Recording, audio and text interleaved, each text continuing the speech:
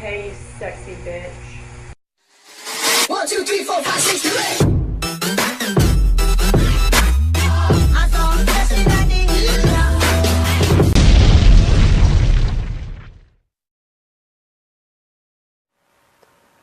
Hey guys, how are ya? I hope you're all doing well. My day's going pretty good so far. I went to Smoothie King. I got a vanilla lean. That's a really good smoothie. I saw a really pretty girl at Smoothie King.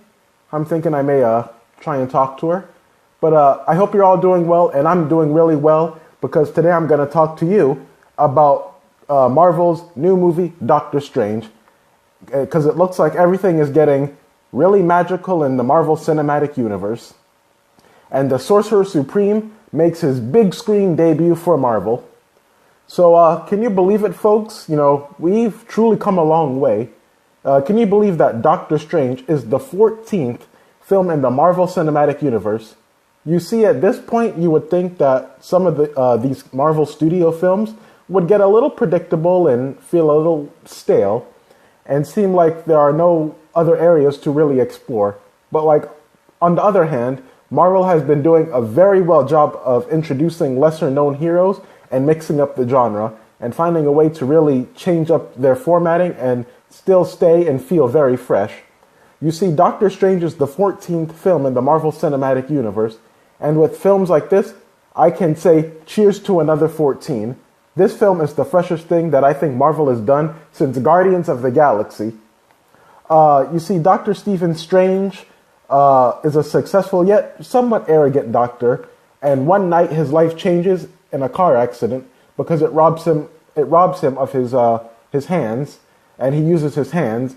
And when traditional medicine fails him, he looks for healing and hope in a mysterious enclave in a new area, in a new world almost.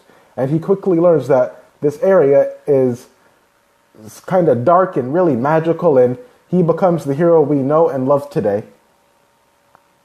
And for those who may not know who Doctor Strange is, I'm going to drop some quick nerd knowledge on you. Doctor Strange first popped out of the glorious head of legendary comic book artist Steve Ditko and comic book legend Stan Lee. They're best known for their pairing and working with Spider-Man. And Doctor Strange appeared in 1963, around the time Harvard fired Timothy Leary, I believe that's his name, and a colleague for conducting experiments with hallucinations. And, you know, Roy Thomas, who was a writer for Doctor Strange back in the day, has mentioned that it was the trippy visuals and the drugs of the 60s, high on shrooms, hallucinations, Chandu the Magician, Egyptian myths, and cosmology acid, and all these crazy things that made this legendary character that we still love to this very day. Now, Doctor Strange may be Marvel's best-looking movie. However, it's not Marvel's best film. The first thing we have to talk about here are the visuals, because this film has some really spectacular visuals. The buildings gnarl and twist and like Twizzlers, and they're almost like Rubik's Cubes in a way. Balconies like become playgrounds. They buckle over and start spinning, and they smash down on characters. It's like a rolling pin, and it's like gravity doesn't really apply in this world. And also the director, Scott Derrickson, he directed The Day the Earth Stood Still with Keanu Reeves and Sinister, has crafted a very beautiful world. It's filled with color, snazzy visuals, and style. The cinematography is like literally some of the best work I have seen out of Marvel. I truly believe that this film can be nominated for visual effects. I know many people are really comparing this film, especially the visuals, to The Matrix and Inception. Even though it takes inspiration from those films, it's not completely ripping them off. Like, the magic sorcery are just so enchanting to look at whenever it shows up on screen. I usually like to watch, regular movies in 2D. On the other hand, I would actually suggest this movie in 3D if you have the chance. This is the type of film you want in your face. I know that sounds wrong, but you gotta take it in the face every once in a while. Benedict Cumberbatch is literally a perfect Doctor Strange. He looks just like the character in the comics, and he's really funny. Doctor Strange likes Beyonce. I thought that was hilarious. He's intellectual, he's a little arrogant at sometimes, and he's very passionate. And this character is extremely relatable to a majority of people, and that is why I feel something for the character. And before this film started shooting, the big rumor was Jared Leto, Adrian Brody, and Joaquin Phoenix were all considered for the role. But I'm really happy that it went to Benedict Cumberbatch. He was perfect as Doctor Strange.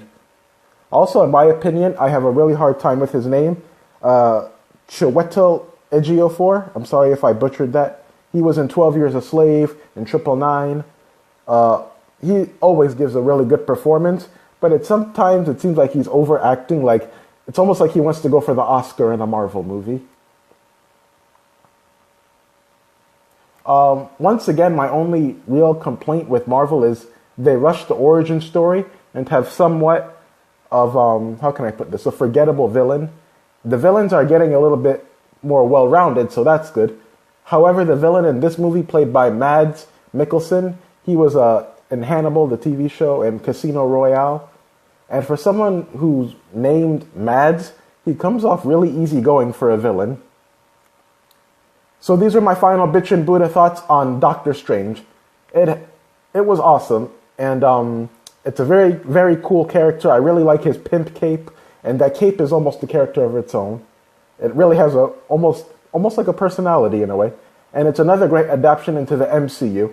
It has wonderful visuals, and I think most people will enjoy it. I am more than proud to give Doctor Strange, give me a drum roll. That's me giving a drum roll to myself. I know that sounds really wrong, but I believe this movie deserves a drum roll because I'm going to give it a 9 out of 10. Thank you so much. I really hope you all check out Doctor Strange.